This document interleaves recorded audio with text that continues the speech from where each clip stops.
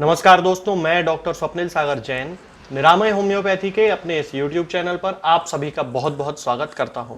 दोस्तों, आज मैं आपसे बात करूंगा उस होम्योपैथिक मेडिसिन के बारे में जिसका कि बहुत ज़्यादा मिसयूज होम्योपैथी में किया जाता है। ठीक वैसे ही जैसे कि नक्स वोमिका का इंडाइजेशन के केसेस में किया जाता है, कॉन्स्टिपेशन के केसेस में किया जाता है, ठीक उसी तरह उस मेडिसिन का यूज भी वॉर्ड्स के केसेस में किया जाता है, मस्सों के केसेस में किया जाता है। जी हां दोस्तों, उस मेडिसिन का नाम है थूजा ऑक्सीडेंटलिस।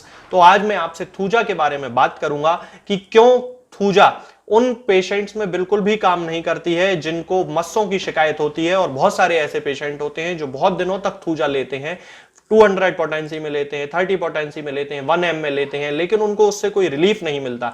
तो आखिर ऐसा क्या है कि उसमें थूजा इतनी अच्छी मेडिसिन है वार्ड्स के लिए, लेकिन फिर भी वो उन पेशेंट्स को ठीक नहीं कर पाती है। कहीं थूजा का पेशेंट देखना है तो आपको एक ऐसा व्यक्ति देखने को मिलेगा जो कि बहुत ही ज्यादा अंदर से डरा हुआ रहता है, लो सेल्फ एस्टीम वाला व्यक्ति रहता है। वो अपने आप को बहुत ज्यादा कमजोर समझता है, वो खुद को कुछ भी नहीं समझता। उसको ऐसा लगता है कि दुनिया में सब कुछ उससे ज्यादा अच्छा है और वो दुनिया में किसी काम का नहीं है, बिल्कुल निकम्मा है, वो नाकारा है। उसको खुद अंदर से ये फीलिंग होती है।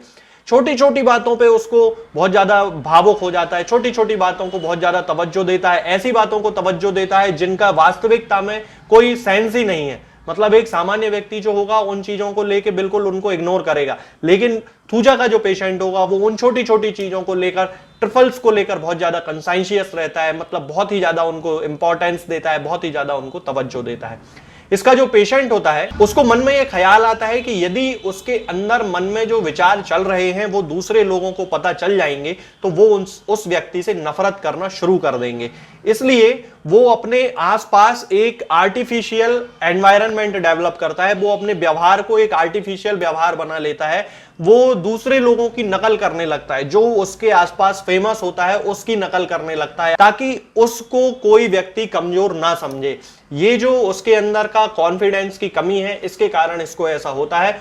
ऐसा वो महसूस करता है जैसा कि उसका जो शरीर है वो एकदम ग्लास का बना हुआ है, बहुत नाजुक है और बिल्कुल जरा से झटके में वो टूट जाएगा। इसके कारण वो अपने आसपास के लोगों के साथ एक डिक्टेटोरियल नेचर बनाता है। इसके साथ साथ बहुत ज्यादा झूठ बोलता है, अपने अंदर बहुत सारी जो उसके रिलेशंस होते हैं उसमें डिस्टेंट रिलेशंस रखता है, बहुत ज्यादा लोगों से घुलता मिलता नहीं है, परिवार के लोगों से भी थोड़ा दूर दूर ही रहता है। थूजा का जो पेशेंट होता है उसको कोल्ड डैम्प वेदर से बहुत ज्यादा एग्रावेशन होता है। शाम को 5 बजे के आसपास उसके सिम्टम्स बहुत ज्यादा बढ़ जाते हैं, लेफ्ट साइड में उसके सिम्टम्स ज्यादा होते हैं, लेफ्ट करवट सोने पे उसके जो सिम्टम्स होते हैं वो बहुत ज्यादा बढ़ जाते हैं। इसका एक बहुत ही खास सिम्टम होता है कि जब भी उसको कोराइजा होता है, यानी कि सर्दी जुकाम जब उसको होता है, तो उसकी और कोई जो क्रॉनिक कंप्लेंट है या और कोई जो क्रॉनिक बीमारी है वो उसके जो सिम्टम्स होते हैं वो उस कोराइजा की अवस्था में जो है थोड़े थोड़े कम हो जाते हैं। और इसके जो ज्यादातर जो पेशेंट्स देखे जाते हैं उनमें किसी ना किसी गोनोरियल डिस्चार्ज के सप्रेशन की या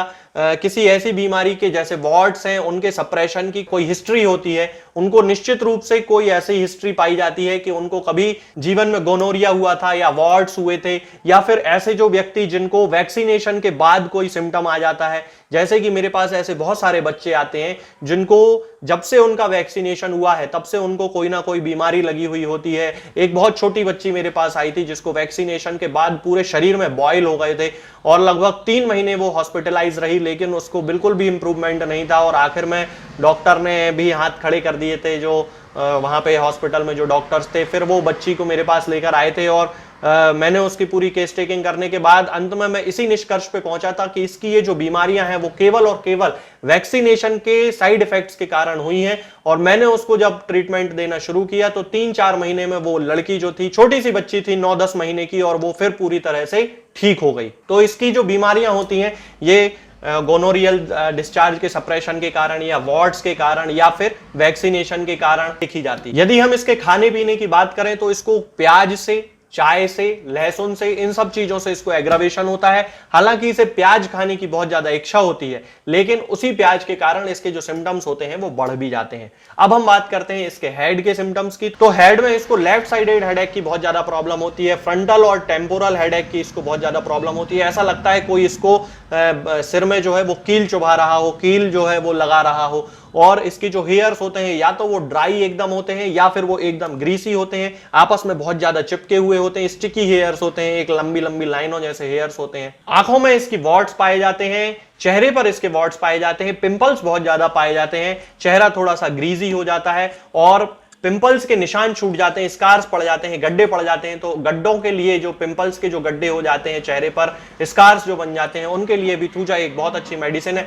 साइनोसाइटिस की इसको प्रॉब्लम होती है, नेजल पोलिप की इसको प्रॉब्लम होती है, नाक के अंदर भी वॉर्ड्स डेवलप हो जाते हैं और उन वॉर्ड्स के लिए भी होम्योपैथी में थूजा एक बहुत अच्छी मेडिसिन मानी जाती है।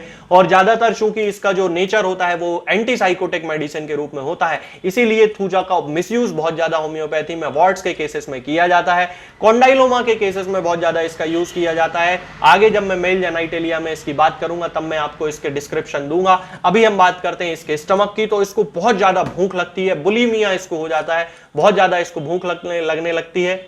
एब्डोमेन की यदि हम बात करते हैं तो एब्डोमेन में इसको ऐसा लगता है जैसे कि वो प्रेग्नेंट हो, मेल भी होगा तो भी उसको अपने पेट के अंदर कुछ चलता हुआ महसूस होगा, ऐसा लगेगा जैसे पेट के अंदर कुछ चल रहा है, कुछ जीवित चीज है जो चल रही है। जैसे प्रेग्नेंट महिलाओं को लगता है कि पेट के अंदर बच्चा घूम रहा है, ठीक वैसे ही थूजा के सिम्टम्स को भी, थूजा के पेशेंट को भी इसकी फीलिंग होती है। इसके साथ साथ ब्राउन स्पॉट्स हो जाते हैं, एब्डोमेन की स्किन के ऊपर ब्राउन स्पॉट्स पाए जाते हैं। इसके बाद हम बात करते हैं रेक्टम की। तो जैसा कि मैंने आपको बताया था कि कॉन्डाइलोमा पाए जाते हैं, यानी कि एनस के आसपास वॉर्ड्स पाए जा सकते हैं, पेनिस के आसपास वॉर्ड्स पाए जा सकते हैं, पेनिस पर वॉर्ड्स पाए जा सकते हैं। इनको कॉन्डाइलोमा बोला जाता है, जेनाइटल वॉर्ड्स को। और ये जो वॉर्ड्स होते हैं ये फिशर्स भी इसके साथ साथ इसमें पाए जाते हैं। रिसीडिंग स्टूल होता है, यानी कि थोड़ा सा स्टूल पास आउट हो जाएगा, फिर उसके बाद एकदम से रुक जाता है और उसको एकदम से एम्प्टीनेस की फीलिंग उसमें नहीं आती है, ऐसा नहीं लगता है कि वो पूरी तरह से फ्रेश हुआ हो। इसका एक खास सिम्टम ये होता है कि नाश्ता करने के बाद इन लोगों को फ्रेश होने के लिए जाना ही पड़ता है। ये थूजा का एक बहुत ही खास सिम्टम होता है। बहुत सारे लोगों को आपने देखा होगा जिनको अपनी लाइफ में जब वो नाश्ता थोड़ा सा कर लेते हैं और उसके बाद तुरंत उनको फ्रेश होने जाना पड़ता है। खाना खाएंगे तो फ्रेश होने नहीं जाना, लेकिन सुबह नाश्ते के बाद जब हल्का फुल्का नाश्ता किया जाता है तो उसके बाद उनको फ्रेश होने के लिए जरूर जाना पड़ता है। ऐसा ही ठीक फीमेल जेनाइटेलिया में भी होता है।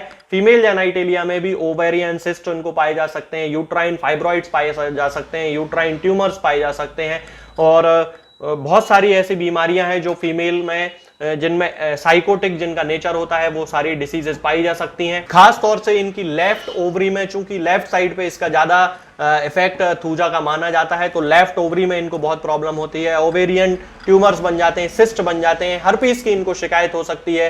खास तौर से महिलाओं में हर्पीस के बहुत सारे केसेस में थूजा बहुत अच्छा काम करती है। महिलाओं में मेंसेस आने के पहले इनको बहुत ज्यादा पसीना आने लगता है। इनके जो मेंसेस होते हैं वो स्कैंटी मेंसेस होते हैं। ल्यूकोरिया की बहुत ज्यादा प्रॉब्लम होती है, यानी कि सफेद पानी की बहुत ज्यादा प्रॉब्लम होती है और उस सफेद पानी के कारण वेजाइना के आसपास के जो एरियाज होते हैं उनमें बहुत ज्यादा इचिंग होती है और उनमें छोटे छोटे रैशेस पड़ जाते हैं। ये सारे जो सिम्टम्स होते हैं ये फीमेल जेनाइटेलिया के अंतर्गत आते हैं। अब हम बात करते हैं इसके रेस्पिरेटरी सिम्टम्स की। तो एस्थमेटिक कंडीशंस में, कोल्ड डैम्प वेदर में जब कोई एस्थमा के पेशेंट में एग्रावेशन होता है तब उसके लिए थूजा बहुत अच्छी मेडिसिन है, क्योंकि थूजा का जो खास सिम्टम है वो है कोल्ड डैम्प वेदर में होने वाले एग्रावेशन। खास तौर से बच्चों में होने वाले अस्थमा के लिए ये बहुत अच्छी मेडिसिन मानी जाती है। इसका जो पेशेंट होता है उसको ड्राई हैकिंग कफ की शिकायत होती है। बहुत सारे ऐसे पेशेंट देखे होंगे आपने जिनको हल्का हल्का ठसका सा चलता रहता है।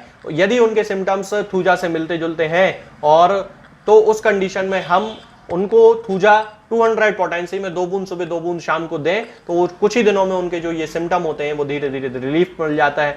अब हम बात करते हैं इसकी एक्सट्रीमिटीज के बारे में। तो एक्सट्रीमिटीज में जैसा कि मैंने आपको बताया कि इसको अंदर से फीलिंग होती है कि इसका जो शरीर है वो ग्लास का बना हुआ है, ठीक वैसा ही इसको सेंसेशन होता है चलते समय। इसके हाथों में उसको ऐसा लगता है कि अंगुलियां उसकी जो है वो कांच की बनी हुई हैं और टूट जाएंगी। चलते समय पैरों में ऐसा लगता है कि उसके जो पैर हैं वो ग्लास के बने हुए हैं, कांच के बने हुए और आसानी से टूट जाएंगे। उसके जो टोनेल होते हैं वो अंदर की तरफ ग्रोथ करने लगते हैं, पैरों में वो दर्द करने लगते हैं। ये भी एक बहुत खास सिम्टम होता है इसका।